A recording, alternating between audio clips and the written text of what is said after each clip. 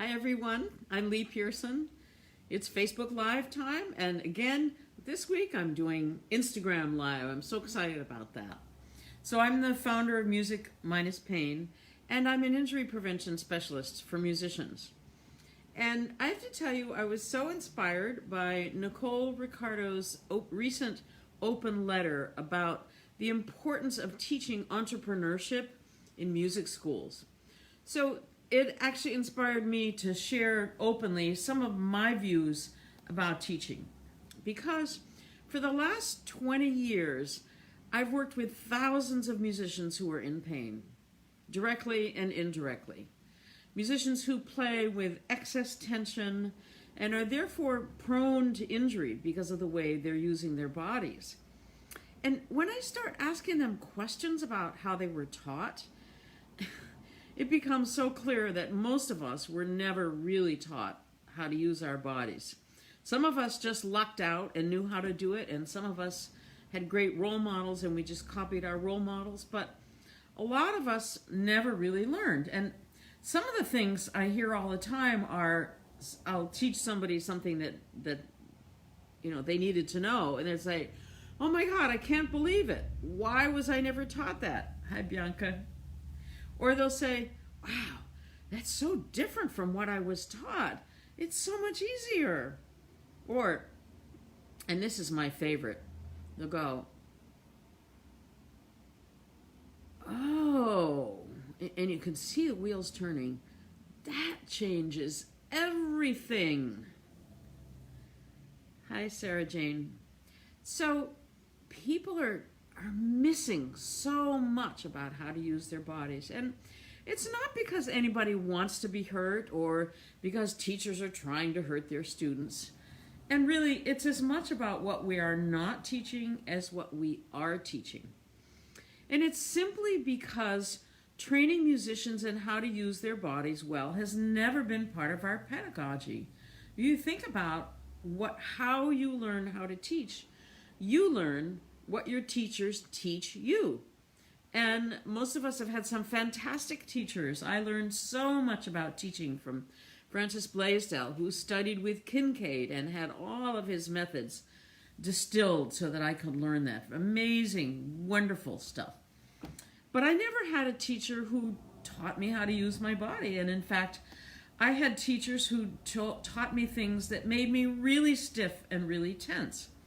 75% of musicians play in pain or will have an injury that affects their career. So if we want to change this terrible epidemic, and I call it an epidemic, and it is terrible, because so much time and talent and money and effort is being wasted, we have got to rethink how we are teaching. So I'd love to know if you want to write in the comments, either now or if you're watching later, write it in. Have you discovered something that you were taught that's caused you problems or tension? Something that you now know, wow, that wasn't really helpful to me.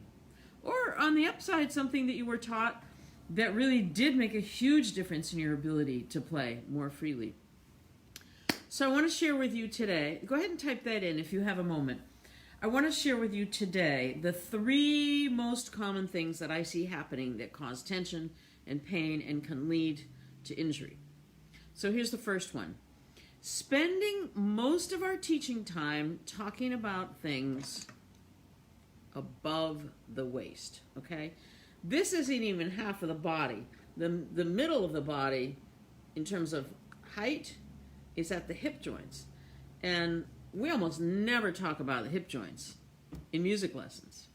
In almost every instrument, most lesson time is spent talking about things like, for wind players, embouchure, finger technique, bow arm, practice techniques, breathing, arm position, how to sit up straight, a lot about position. We're taught to find the correct position, but not often taught how to access our own sense of balance and movement. Bianca said, sit up straight at the piano. Yes, hip joints were never mentioned, and you know what? It's really hard to sit if you don't know where your hip joints are. So very rarely does anyone talk about the importance of how we use our legs, about keeping them free, and of the relationship between our legs and the ground? And this comes from a lack of understanding about how everything in the body is interconnected. That, yes, for example, the jaw is connected to the foot. And if you're not paying attention to your feet, you're going to be limiting the movement of your jaw. So the effect of this is to create a tremendous amount of upper body tension. Most musicians are way overworking their arms and their neck and everything up here, way overworking it. From my observation of watching musicians in concert and in videos and in workshops and all kinds of places. The ground is our foundation. And if we don't teach about the ground and that foundation, it's like trying to build a house by putting in all the paint and the trim without first creating the foundation and the walls. Yes, and Bianca says no mention of inclusive awareness or any type of awareness of self. Oh my God, yes. If we're not aware of ourselves, how can we know what we're doing? So that's the first thing, is we're not taught about how everything is connected and how important it is to use our whole bodies to play. The second thing is kind of what Bianca mentioned, teaching correct posture as sitting up straight or standing up straight. And usually that's taught by saying, lift the chest. And this is rampant among singers and also violin players and flutists. I see this a lot. And put the shoulders back and down. Sometimes even lifting the arms or the elbows. And you'll see, sometimes we're taught this by example, not outright, but this whole thing of being upright like this. Well, I cannot underestimate the damage this causes to musicians. And here are only 3 of the destructive things it does. It does a lot. But each one of these 3 things could be a major problem in causing pain and tension and injury. First of all, when you sit up straight, it flattens this part of the spine, which we call the thoracic spine. And this part of the spine, the thoracic spine, is where your ribs are attached. And it needs to be flexible, and it needs to be able to go back in space when you're breathing. See what's happening with the ribs in the spine when you breathe? If you flatten it by sitting up straight, you're jamming it forward, okay? It's going to totally limit your breathing. Here's the second thing it does. When you sit up straight, it forces an arch in your lower back. We all know this isn't good, but we all do it, and that leads to lower back pain. It also limits your breathing and totally takes away your support from the legs. Here's the third, the worst thing that sitting up straight does. These are all bad, but this is the absolute worst. It drags this arm structure, especially the collarbone, down right and presses right onto the vulnerable nerves and blood vessels that go to our hands. And most of us use our hands when we play. Hi, Bruce. So it puts pressure on the nerves and the blood vessels that go to your hands and sets the stage for hand, wrist, and arm pain and limitation. And it can be anywhere in the hand or the wrist or the forearm, sometimes the upper arm. And really, this just comes from a lack of understanding about how the body is actually supported. People don't understand how important the flexibility of that spine is and where in the body it actually supports us.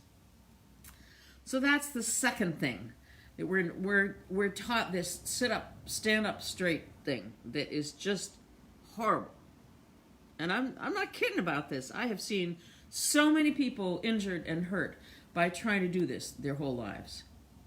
Now, here's the third thing that is very destructive, and this is in particular for wind and brass players and singers. We're often taught that we must tighten the abdominal muscles in order to get support for breathing. So when I was taught to do long tones, it was like, take a deep breath and then push those belly muscles out as hard as possible and play that note as long as possible. Can you see how much tension that creates in my body? And the worst example of this is teaching support by having people sit and play while doing sit-ups, okay? So you're supposed to be sitting, singing, and playing while either you're doing this or maybe sitting in a chair and lifting your legs to tighten up those muscles. Wow. You cannot breathe freely when you do that. And when you tighten your abs, or what people like to call the core muscles, which are not really your core muscles, hi Wayla, you're also tightening the pelvic floor, which can lead to pelvic floor dysfunction, which means the muscles in the pelvic floor just don't work right. And I have seen that in a lot of women, especially wind players who have tried to create this real amount of tension in their bodies. You know what it also does? It also tightens up the hip joints. When you tighten all these muscles around here, it makes it almost impossible to get free support with the legs. It creates a tremendous amount of whole body tension because these muscles have to be free, because when you breathe, when you inhale, the diaphragm makes an excursion down, okay? It contracts down. And in order for it to make its full excursion, these muscles have to be free because it's pushing all your abdominal organs down towards the pelvic floor. If your abs are tight, the diaphragm cannot make its full excursion. We need instead everything to be springy, all our muscles to be springy and resilient, not tight. And really, this comes from a lack of understanding about the anatomy of how breathing actually works. This is not just some theory about, oh, we should breathe this way. This is scientific understanding using the science of anatomy to enhance and support music making. And how often do we, especially as young people, we don't think to ask our teacher tells us something, that's the truth. We don't think to ask, oh, where did you learn that? What book does that come from? Is that in line with how the body is actually designed to work?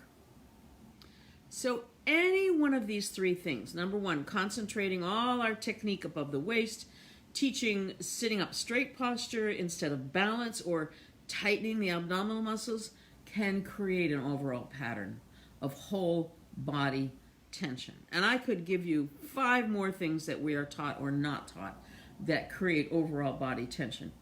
But the result is we spend much of our time actually creating tension and then fighting with it to try to get freedom. So you take a big breath and you tighten everything up, and then you're like, oh, I'm trying to relax and get free.